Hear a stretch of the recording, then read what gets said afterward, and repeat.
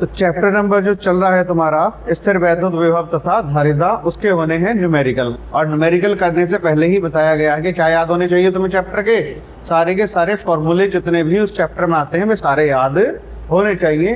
तो ये क्या लिखे हुए हैं, चैप्टर के इसके फॉर्मूले लिखे हुए हैं। देखो कौन कौन से फॉर्मूले आए हैं ध्यान से। सबसे पहला फॉर्मूला है वैद्युत विभव, और वैद्युत विभव B बराबर कितना होता है, W/Q0। दूसरा कौन सा है, वैद्युत विभवांतर VA - VB बराबर W/Q0। अब इसमें ये ध्यान देना है कि VA ग्रेटर देन है किससे, VB से, इसीलिए VA में से क्या घटा दिया गया है, VB घटा दिया है। बिंदु A का जो विभव क्या है वो ज्यादा है किसके विभव से, बिंदु B के विभव से। तीसरा है बिंदु आवेश के कारण किसी बिंदु पर वैद्युत विभव V = 1/4πε Q/R। ये किस में है, वायु में है। अगर किसी माध्यम को चेंज कर दिया जाता है, कोई ऐसा माध्यम ले लिया जाए जिसका परावैद्युतांक कितना है, K है, तो V K = कितना हो जाएगा, 1/4πε K और Q/R हो जाएगा। और ये K किसी भी फॉर्मूले में आ सकता है, यहाँ भी आ सकता है, यहाँ भी आ सकता है। तो जब भी किसका जिक्र करेंगे हम, परावैद्युत पदार्थ का जिक्र करेंगे, तभी हम क्या लेंगे, के ले लेंगे। चौथा फॉर्मूला, वैद्युत द्विध्रुव की अक्षीय स्थिति में वैद्युत विभव V = 1/4πε P/R²। निरक्षीय स्थिति में वैद्युत विभव सभी को पता है कितना हो जाता है, 0 हो जाता है, कोई फॉर्मूला इसमें प्राप्त नहीं होता है। उसके बाद है विभव प्रवणता। विभव प्रवणता कितनी होती है, विभव परिवर्तन बटे कितना होता है, दूरी, तो ΔV हो जाएगा कितना, ΔX। अगला है विभव प्रवणता है वैद्युत क्षेत्र की तीव्रता में संबंध। तो ये तो क्या होगी, वैद्युत क्षेत्र की तीव्रता, और ये क्या होगी, विभव प्रवणता। सीधे सीधे विभव प्रवणता को यहाँ लिख दिया जाता है।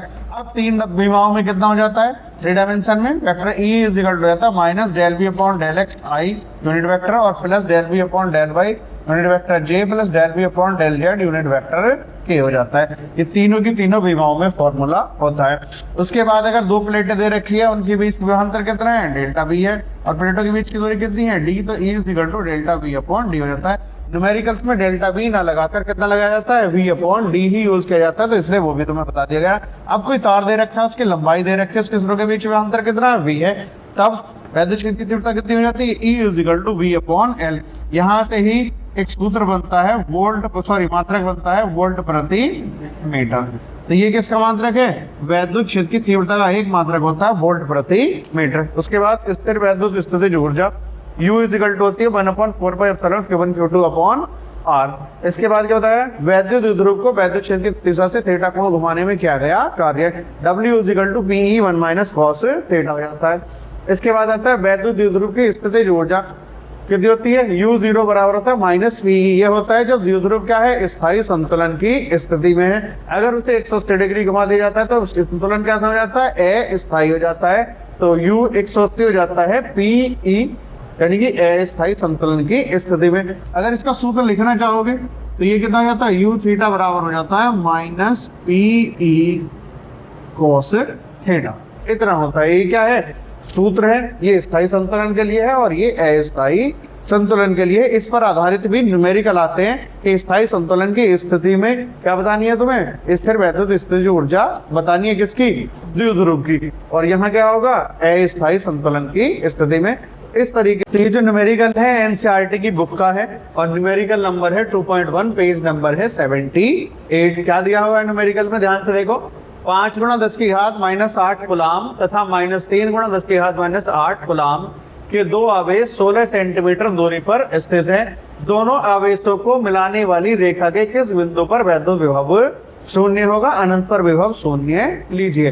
तो सबसे पहले क्या होता है, क्या बता रखा है कि न्यूमेरिकल को तुम्हें क्या करना है, पढ़ना है और उसे ध्यान से समझना है, और समझने के बाद क्या करना है कि जो वैल्यू दे रखी है उन्हें लिख लो, और जो कैलकुलेट करनी है उसके आगे प्रश्नवाचक चिन्ह लगा दो। तो क्या बताया गया है न्यूमेरिकल में, देखो ध्यान से। सबसे पहले तो दोनों जो आवेश दे रखे हैं उन्हें लिख लो, कितना है, इसे मान लेंगे Q1 5 × 10⁻⁸ कूलाम। Q2 बराबर दे रखा है -3 × 10⁻⁸ कूलाम। दोनों आवेशों के बीच की दूरी दे रखी है, कितनी है, 16 सेंटीमीटर, या 16 × 10⁻² मीटर। अगर कि दोनों आवेशों को मिलाने वाली रेखा के किस बिंदु पर वैद्युत विभव 0 होगा, तो पहले तो हमें वो बिंदु मानना पड़ेगा। कि माना वह बिंदु पहले आवेश से कितनी दूरी पर है, x दूरी पर वह बिंदु है जिस पर वैद्युत विभव क्या है, शून्य है। फिर एक छोटा सा चित्र बना लेंगे, पहले आवेश के कारण उस बिंदु पर विभव, दूसरे आवेश के कारण उस बिंदु पर वैद्युत विभव, फिर क्या निकाल लेंगे, दोनों का परिणामी विभव निकाल लेंगे। तो क्या लिख लेंगे कि माना वह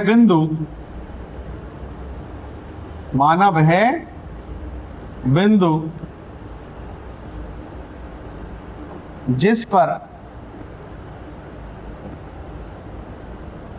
विभव शून्य है,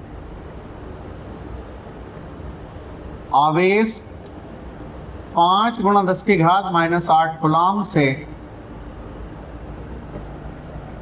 कितनी दूरी पर है, x दूरी पर है। तो इस तरीके से हम ये मान लेंगे कि माना वह बिंदु, चाहे तो बिंदु का नाम दे सकते हैं P, कौन सा बिंदु है, माना वह बिंदु P जिस पर विभव क्या है, शून्य है, आवेश कौन से वाले से, पहले आवेश से 5 गुणा 10 की घात -8 कूलम्ब से कितनी दूरी पर है, x दूरी पर है। तो थोड़ा सा चित्र बना दो एक, ये क्या हो जाएगा, Q1 मान लो, आवेश लिख भी सकते हो, उससे कोई फर्क नहीं पड़ रहा है। और एक क्या हो गया, दूसरा आवेश हो गया। Q1 बराबर कितना है, 5 गुणा 10 की घात -8 कूलम्ब, और Q2 बराबर हो गया -3 गुणा 10 की घात -8 कूलम्ब। और दोनों आवेशों के बीच की दूरी कितनी दे रखी है, 16 कितनी दे रखी है, सेंटीमीटर। यही है। अब हमने माना कि पहले वाले से कितनी दूरी पर है, x दूरी पर है, और कौन सा बिंदु है वो, P है। तो जब ये यहाँ से यहाँ तक की दूरी हमने x निकाल दी, तो अब यहाँ से यहाँ तक की कितनी बची, इस 16 में से x घटा दो तो कितनी बच जाएगी, 16 माइनस x। तो बात आ गई समझ में। अब इसके कारण इस पर विभव, इसके कारण इस पर विभव, और विभव हमेशा क्या है, एक अदिश राशि है, तो हम दोनों को ही क्या कर लेंगे, जोड़ देंगे। लेकिन आवेश क्या करेंगे, हम चिन्ह के ही साथ लेंगे। तो क्या करोगे, आप पहले 5 गुणा 10 की घात -8 कूलम्ब के कारण बिंदु P पर वैद्युत विभव, तो क्या लिख दोगे, 5 गुणा 10 की घात -8 कूलम्ब आवेश के कारण किस पर, बिंदु P पर वैद्युत विभव। अब देखो फॉर्मूला सबको पता है, 1/4 पाई एप्सिलॉन नॉट Q/R, यही होता है। अब पहले की बात चल रही है तो क्या मान लेंगे इसे, V1, इसकी वैल्यू लगा देंगे 9 गुणा 10 की घात 9। Q पहले की बात चल रही है, चाहे तो इसे Q1 कर लो, इसे R1 कर लो। तो R1 कितनी है, x, और R2 कितनी हो जाएगी, -x। तो कितनी हो जाएगी ये, Q1 की वैल्यू कितनी आई, 5 गुणा 10 की घात -8। अब R1 की जगह कितना लिखा हुआ है, x यहाँ लिखा हुआ है। तो V1 की वैल्यू हमारे पास इतनी आ चुकी है, 9 गुणा 10 की घात 9, 5 गुणा 10 की घात -8 बटे x। अब ये क्या हुआ, पहले आवेश के कारण।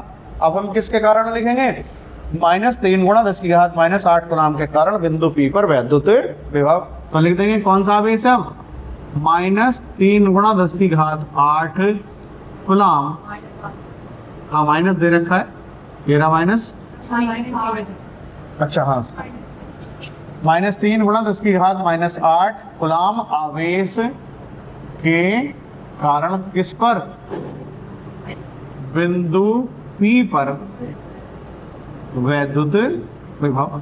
देखो बच्चों, एक बार लिख लिया है ऑलरेडी Q1 R1, और ये सूत्र भी लगा दिया, चाहे तो इसे डायरेक्ट भी कर सकते हो, उससे फर्क नहीं पड़ता है। या अगर फॉर्मूला ही यूज करना चाह रहे हो तो फॉर्मूला कर लो, 1/4 पाई एप्सिलॉन नॉट Q2 बटे, तो ये कितना हो जाएगा तुम्हारा, V2 हो जाएगा। 9 × 10⁻⁴ कितनी हो जाएगी, 9 हो जाएगी। Q2 की जगह हमने क्या मान रखा है, -3 गुणा 10 की घात -8, और यहाँ से यहाँ तक की दूरी कितनी है, 16 माइनस, यही है 16 माइनस x है। अब क्या लिख देंगे, बिंदु P पर परिणामी विभव, किस पर, बिंदु P पर परिणामी विभव। और V बराबर पहले ही बताया है, आवेश चिन्ह के साथ लिए जाएंगे तो सीधे सीधे हम क्या करते हैं, जोड़ देते हैं, और कुछ करना इसमें नहीं होता, क्योंकि विभव क्या है, एक अदिश राशि है, इसलिए हमें दिशा की आवश्यकता नहीं होती है। पहले की वैल्यू लगा लो, कितनी है, 9 इंटू 10⁹ 9। अभी देखो, अभी एक लाइन और बताई जाएगी तुम्हें जो इसमें ध्यान देने वाली है। 9 गुणा 10 की घात 9, साथ में वैल्यू कितनी थी 5 गुणा 10 की घात -8 बटे x। 5 गुणा 10 की घात -8 बटे x। माइनस तो शुरू में ही आ जाएगा।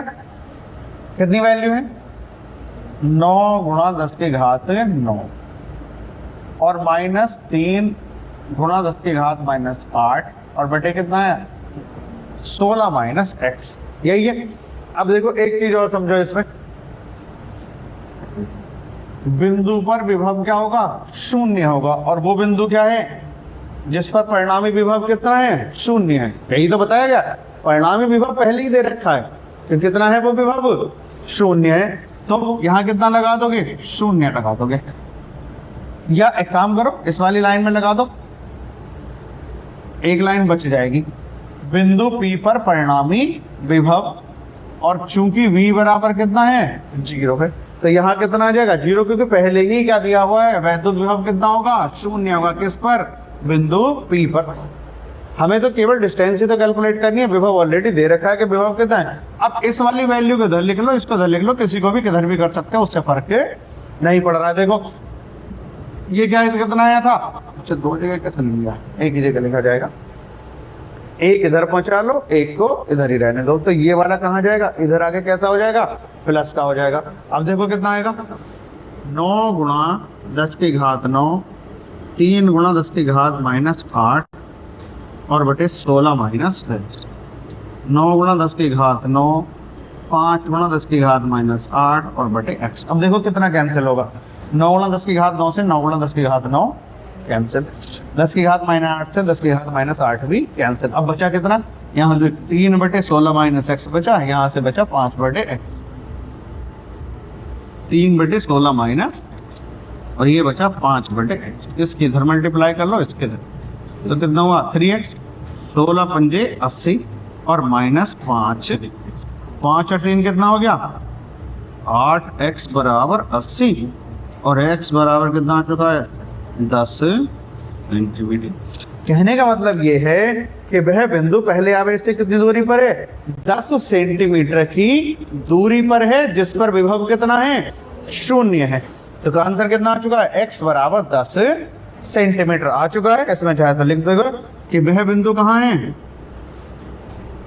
वह बिंदु जिस पर, इधर को ना लिखे इधर को लिख लो, वह बिंदु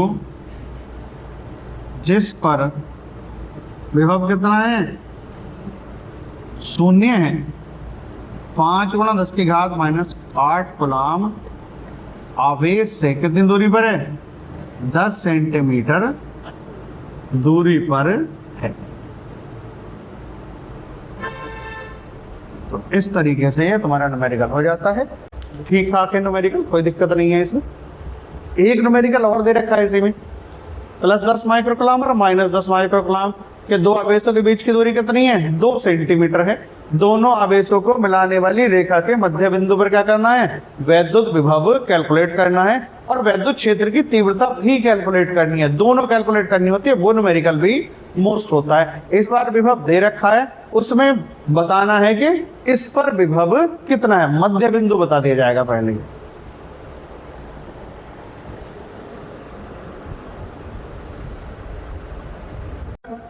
न्यूमेरिकल नंबर कौन सा है 2.2, पेज नंबर 78 पर ही दिया हुआ है। ये भी 10 सेमी भुजा वाले एक समषटभुज के प्रत्येक शीर्ष पर 5 माइक्रोकूलम का आवेश है। षटभुज के केंद्र पर वैद्युत विभव परिकलित कीजिए। यानी क्या दे रखा है, एक समषटभुज दे रखा है। षटभुज मतलब जिसकी कितनी भुजाएं होती हैं 6, और 6 की 6 क्या है समान है। उसके प्रत्येक कोने पर या प्रत्येक शीर्ष या प्रत्येक कोने पर कितना रखा है 5 माइक्रोकूलम का आवेश रखा है। तो उसके केंद्र पर क्या बताना है वैद्युत विभव बनाना है। तो पहले क्या देख लो, एक समषटभुज बना लो।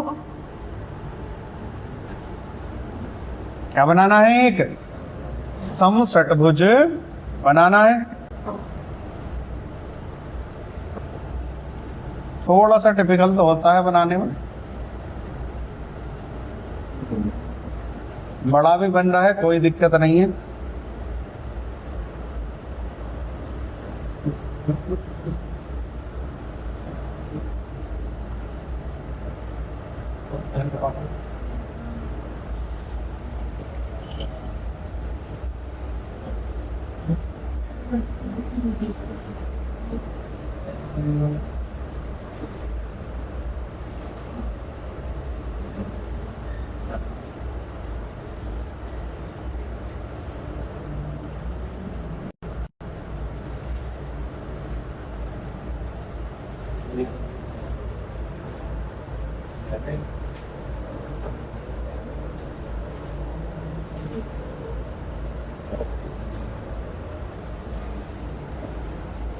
देखो ये क्या बन चुका है, एक समषटभुज, और जिसकी प्रत्येक भुजा क्या है, समान है, और इसके प्रत्येक कोने पर क्या रखा है,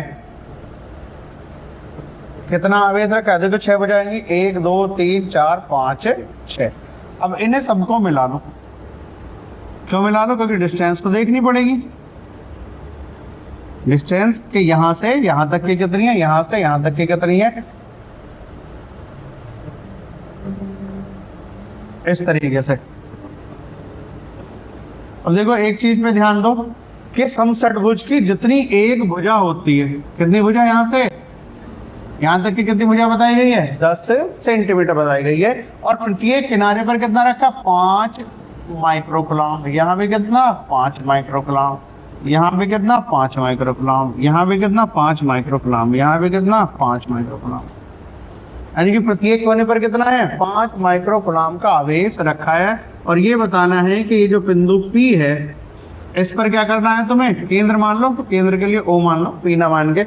इस केंद्र पर क्या बताना है, वैद्युत विभव परिकलित करना है। तो कैसे करोगे कि इसके कारण बिंदु O पर वैद्युत विभव, इसके कारण बिंदु O पर, इसके कारण, इसके कारण, इसके कारण, सभी के कारण बताना है। तो समषटभुज का जो नियम है वो ये कहता है कि जितनी एक भुजा की क्या होती है, लंबाई होती है, उतनी ही किसी भी किनारे से केंद्र तक की क्या होती है, दूरी होती है।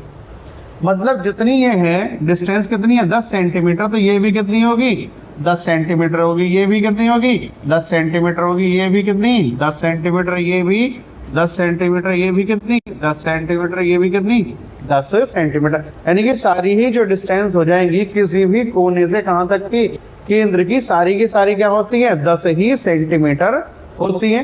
तो अब देखो डिस्टेंस भी बराबर है और क्या है, आवेश भी बराबर है।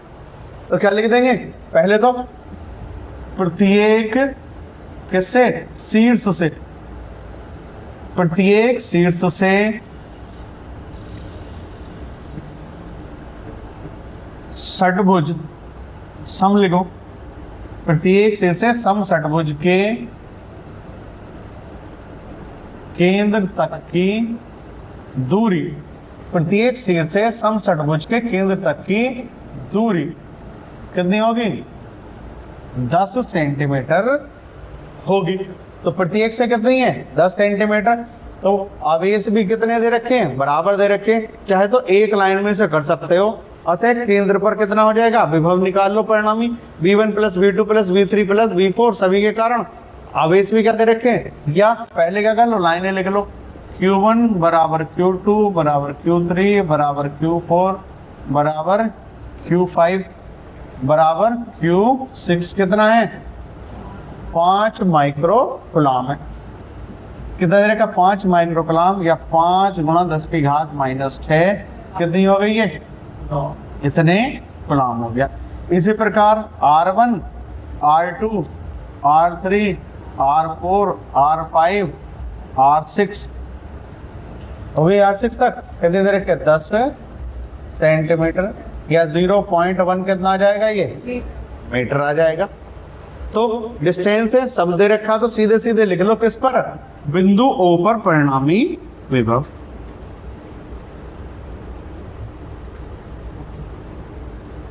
बिंदु O पर परिणामी विभव यही हो जाएगा। तो V बराबर कितना आ जाएगा, V1 plus V2 plus V3 plus V4 और प्लस कितना V5 और प्लस V6। डिस्टेंस बराबर है, ये भी है, तो सारे के सारे आवेश क्या है, एक दूसरे को विभव क्या है, एक दूसरे के बराबर है। तो इसे हम क्या लिख सकते हो कि 6V मान लो, ये सारे के सारे बराबर है तो क्या लिख सकते हैं, 6 भी लिख सकते हैं। और विभव कितना हो जाएगा, 6 तो ऐसे ही आ जाएगा गुणा 1/4 पाई एप्सिलॉन नॉट और Q अपॉन R, यही हो जाएगा। अब 6 इसकी वैल्यू कितनी है, 9 × 10⁻⁹। आवेश कितना है, 5 × 10⁻⁻6 और बटी डिस्टेंस कितनी है, 0.1 होगी। अब देखो दशमलव हटाओ, एक पावर और बढ़ा लो, 9 की जगह कितनी हो जाएंगी, 10 हो जाएगी। 10 में से 6 गई, कितनी बची, 4 बची। 10 में से 6 गई, पावर कितने लिख देंगे हम, 4 लिख देंगे। अब देखो 5 है ये, 5 6 कितना हो जाएगा, 30।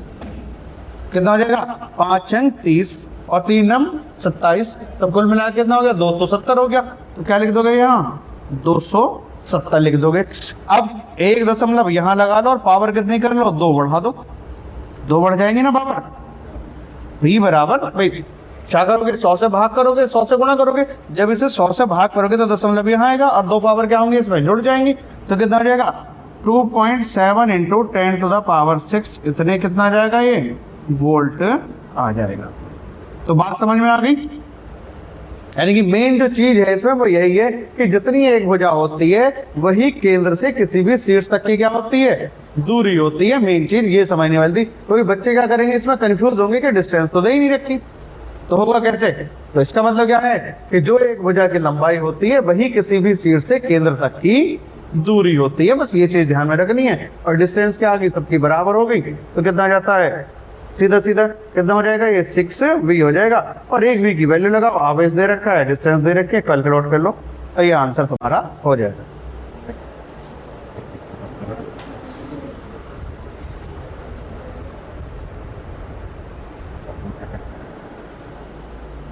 न्यूमेरिकल नंबर है 2.3 और क्या कहा है इसमें, 6 सेमी की दूरी पर अवस्थित दो बिंदुओं A व B पर दो आवेश +2 माइक्रोकुलाम तथा -2 माइक्रोकुलाम रखे हैं। फर्स्ट पॉइंट इसमें कैलकुलेट करना है निकाय के समविभव पृष्ठ की पहचान कीजिए। और सेकंड पॉइंट है इस पृष्ठ के प्रत्येक बिंदु पर वैद्युत क्षेत्र की दिशा क्या है। एक तो वैद्युत क्षेत्र की दिशा बतानी है और एक समविभव पृष्ठ की तुम्हें रचना करके बतानी है कि वो किस तरीके से क्या दिखाया गया है, कि उसकी क्या करनी है, पहचान। पहचान का मतलब देखो यहाँ क्या होता है, एनसीईआरटी के बुक में यही समस्या है कि पहचान करनी है। दे थोड़ा ही नहीं रखा जो पहचान करनी है। मतलब क्या है कि हमें पृष्ठ क्या करना है, बना के पहले दिखाना है कि किस तरीके से वो समविभव पृष्ठ इसमें बनेगा। तो देखो क्या दे रखे हैं, पहले तो देखो 6 सेमी की दूरी पर दो बिंदु हैं A और B और उन पर क्या रखे हैं, आवेश रखे हैं। तो एक बिंदु तो यहाँ बना लो और ये क्या हो गई, इन्हें बनाने वाली रेखा हो गई। एक बिंदु आवेश कहाँ बना लो, यहाँ बना लो। कितना कितना है, एक तो पॉइंट A है और एक पॉइंट B है। कितना रखा है पहले पर, +2 माइक्रोकुलाम और दूसरे पे कितना है, -2 माइक्रोकुलाम। अब देखो दूसरी वाली जो लाइन है कि इस पृष्ठ के प्रत्येक बिंदु पर वैद्युत क्षेत्र की दिशा। अब पृष्ठ तो इनके बीच में ही बनाना पड़ेगा। अब दिशा क्या होती है तुम्हें सबको पता है, ये क्या है धनावेश और ये क्या है ऋणावेश। तो वैद्युत क्षेत्र की जो दिशा होती है वो हमेशा क्या होती है, धनावेश से ऋणावेश की ओर होती है। अब क्या बताना है, समविभव पृष्ठ बताना है। और समविभव पृष्ठ क्या होता है कि वैद्युत क्षेत्र में खींचा गया काल्पनिक पृष्ठ, यही तो है। तो समविभव में क्या खींचेंगे, हमें काल्पनिक पृष्ठ खींच देंगे। और वैद्युत क्षेत्र की दिशा क्या बताई गई है, प्लस से माइनस की ओर, क्योंकि ये प्लस दे रखा है और ये माइनस दे रखा है। तो हम क्या बना देंगे, एक पृष्ठ बना लेंगे और कुछ थोड़ा ही ना करना है इसमें।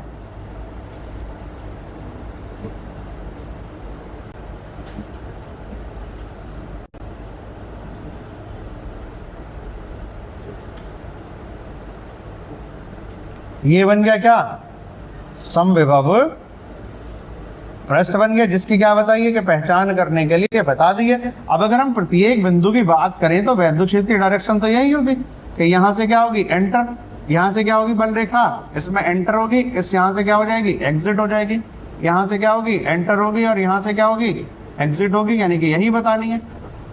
तो ये क्या बना हमारे पास, समविभव पृष्ठ।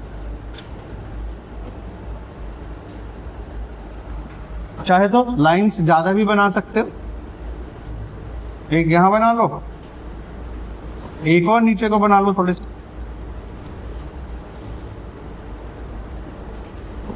लेकिन ध्यान यही देना है कि जो बल रेखाएं हैं वो कहाँ हैं, एक तरफ से एंटर करती हुई दिखाओगे और एक तरफ से क्या दिखाओगे, एग्जिट करती हुई यानी कि यहाँ से एंटर कर रही है और यहाँ से क्या हो रही है, एग्जिट हो रही है बाहर। तो इस तरीके से क्या हो गया तुम्हारा वैद्युत क्षेत्र की दिशा होगी। तो अगर हमें पहले का आंसर लिखना हो, किसका, पहले वाले का, कि यहाँ से यहाँ तक की दूरी कितनी दे रखी है इसकी, 6 सेंटीमीटर दे रखी है, जिसकी कोई खास आवश्यकता है नहीं, क्योंकि कुछ कैलकुलेट इसमें करना हमें यहाँ नहीं है। तो पहला क्या कह रहा है कि निकाय के समविभव पृष्ठ की पहचान कीजिए। तो निकाय का जो समविभव पृष्ठ है वो बिंदु आवेशों को मिलाने वाली रेखा, ये क्या हो गया, अभिलंबत हो गया। ये तो होगी रेखा, और ये क्या बना दिया हमने इसके, अभिलंबत। इस तरीके से पृष्ठ हमारा बन चुका है। तो ये क्या हो गई, मिलाने वाली रेखा की क्या है, अभिलंबत है। तो क्या लिख दोगे,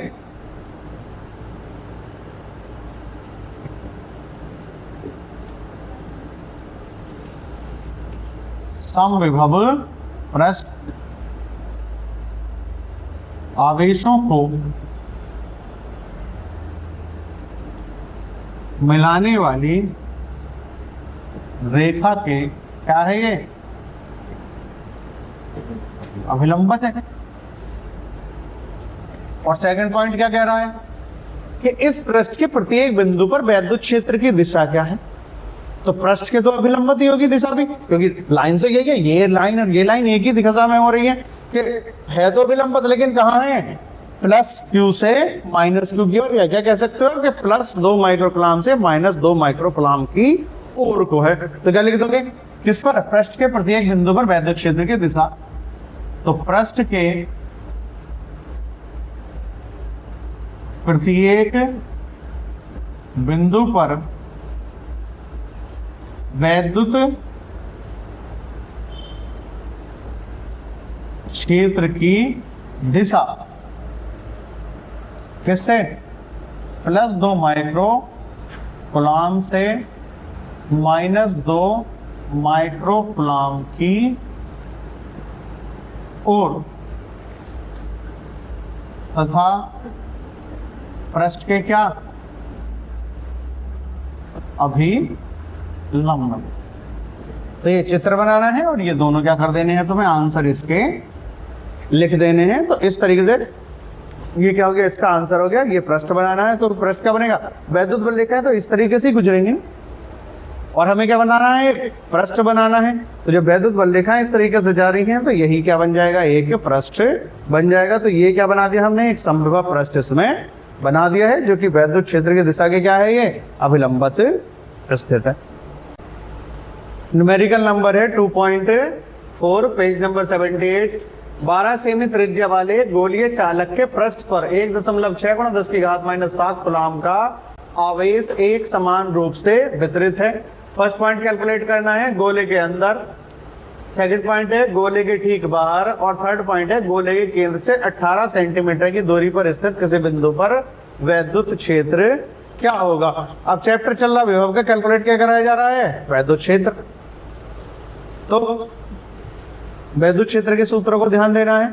अब तुमने एक चैप्टर पढ़ा था गॉस के प्रमेय, गॉस के प्रमेय में ये तीनों कंडीशन आई थी, डेरिवेशन पूरा का पूरा सिद्ध करा था तुमने। गोले के कहाँ करा था, बाह्य बिंदु पर, फिर कहाँ करा था, उसके पृष्ठ पर, और फिर कहाँ करा था, आंतरिक बिंदु पर। तो किसी भी आंतरिक बिंदु पर जो वैद्युत क्षेत्र होता है वो कितना होता है, 0 होता है। तो जो वैल्यू दे रखी है पहले तो वो लिख लो, क्या क्या दी हुई है। तो क्या दे रखी है, पहले गोले की त्रिज्या दे रखी है, कितनी है गोले की त्रिज्या, कैपिटल R मान लेंगे, इसे कितनी है, 12 सेंटीमीटर या 0.12 मीटर। आवेश कितना है, गोले पर कितना आवेश वितरित किया गया है, 1.6 और गुणा 10⁻⁷ कूलाम का आवेश वितरित किया गया है। तो पहले आ जाओ फर्स्ट पॉइंट पे, क्या कहा है कि गोले के अंदर, तो सभी को पता है कि गोले के अंदर वैद्युत क्षेत्र कितना होता है, 0 होता है। गोले के अंदर वैद्युत क्षेत्र कितना होता है, 0 होता है। वो तुम्हें पूरा लिखाया जा चुका है कि जब आवेश कहाँ है, केवल पृष्ठ पर है, भीतर कोई भी आवेश नहीं है। जब भीतर आवेश नहीं है तो गुजरने वाला वैद्युत फ्लक्स कितना होगा, 0 होगा, जिससे वैद्युत क्षेत्र की तीव्रता भी कितनी हो जाएगी, 0 हो जाएगी। तो वैद्युत क्षेत्र कितना होता है, 0 होता है। अब बी पार्ट पे आ जाओ। गोले के ठीक बाहर, ठीक बाहर मतलब कि गोले के किस पर बताना है, पृष्ठ पर बताना है। तो क्या लिखोगे, गोले के ठीक बाहर या किस पर, पृष्ठ पर क्या बताना है तुम्हें, वैद्युत क्षेत्र। और वैद्युत क्षेत्र किसे लिखते हैं, ई से ये कैलकुलेट करना है। तो फॉर्मूला लगा दो, ई इज इक्वल टू कितना हो जाएगा 1। गोले के ठीक बाहर या पृष्ठ पर वैद्युत क्षेत्र की तीव्रता ई बराबर होता है 1/4 एप्सिलॉन नॉट और क्यू बटे कितना होता है आर स्क्वायर। इसलिए तो कहा जाता है कि ध्यान देना है हर चीज पे। 9 गुणा 10 की घात 9 और बराबर कितना 1.6 और गुणा 10 की घात माइनस कितना है 7। अब यहाँ देखो 0.12 और गुणा 0.12 ये दे रखा 0.12 और 0.12। तो यहाँ से देखो माइनस की 2 पावर, यहाँ से माइनस की 2 पावर यहाँ से हो जाएंगी। तो पावर कितनी होगी, माइनस की 4 होगी। माइनस की कितनी हुई, पावर 4 और माइनस की जाके ऊपर कैसी हो जाएंगी, प्लस की हो जाएंगी। जब ऊपर की प्लस हो जाएंगी तो 4 और 9 कितने होंगे, 4 और 9 13। 13 में से 7वीं पावर कितनी बचेगी, 10 की घात माइनस कितनी बचेंगी, वो सॉरी प्लस की 6 बच गई। अब देखो 16 और 9 144 दशमलव कितने के बाद आएगा, 1 के बाद। और 12 और 12 कितने हो गए, ये भी 144 हो। और 144 से 144 कैंसिल, तो पावर कितनी बच जाएंगी, 5 बच गई। इस दशमलव से एक पावर और कम हो जाएंगी, तो कितनी बची 10 की घात 5 न्यूटन प्रति कूलम। तो ये आ चुका है इसका आंसर। अब यहाँ देखो Q/R²। केंद्र से 18 सेंटीमीटर की दूरी पर ई क्या करना है तुम्हें, कैलकुलेट करना है। आर बराबर कितना 18 सेंटीमीटर, 18 गुणा 10 की घात -2। वैल्यू लगानी है सेम टू सेम, यही तरीका है। क्यू की वैल्यू कितनी दे रखी है 1.6 और गुणा 10 की घात -7। R² कितना हो जाएगा 18 और गुणा 18 -2 में पावर स्क्वायर करोगे तो कितनी हो जाएगी -4 हो जाएगी। यही होगा। अब देखो इसे सॉल्व कर लो। पावर कितनी हो गई 9 और 4 13। 13 में से कितनी घटानी है तुम्हें 7, तो 10 की घात कितनी बच जाएंगी 6 बच जाएंगी। अब इसे कैलकुलेट कर लो कितना हो सकता है, 9 से काट लो, 9 दूनी 18 और 18 दूनी 36, यानी कि 1.6 बटे कितना हो गया 36 हो गया। अब 36 से इसे और जितना आसान हो सकता है उतना कर लो। कितने से कट सकता है 4 से, 4 चौक 16 और 4 9 36, 6 हो गया। अब एक काम करो पावर इधर बढ़ा लो, तो एक पावर से तो दशमलव कैंसिल हो जाएगा, एक का 0 लगा लो, तो 40 बटे कितना कर लो 9 और 10 की घात कितनी आ जाएंगी 4 आ जाएंगे। अब 4 से 9 से भाग कर लो, 9 चौक 36, फिर कितना बचा, फिर 4 बचेगा, फिर 9 चौक 36, फिर 9 चौक 36, यही होता जाएगा 10 की घात 4 न्यूटन प्रति कूलम। तो किसकी वैल्यू आ चुकी है ये ई की। कहने का मतलब ये है कि मैंने तुम्हें पहले भी बताया है कि न्यूमेरिकल को वहां तक आसान करो आपस में गुणा भाग करके जहां तक हो सकता है कि तुम्हें रफ पेपर की आवश्यकता ही ना पड़े।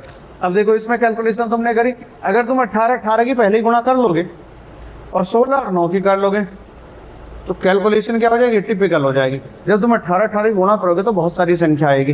अब उस संख्या से ऊपर वाली संख्या को भाग देना क्या हो जाएगा, मुश्किल हो जाएगा। तो पहले क्या करते हैं, पहले आसान बनाते हैं कि यही कितना आसान ये हो सकता है। तो हमने क्या करा 9 से 18 काट लिया, कितनी बार कटेगा 2 बार।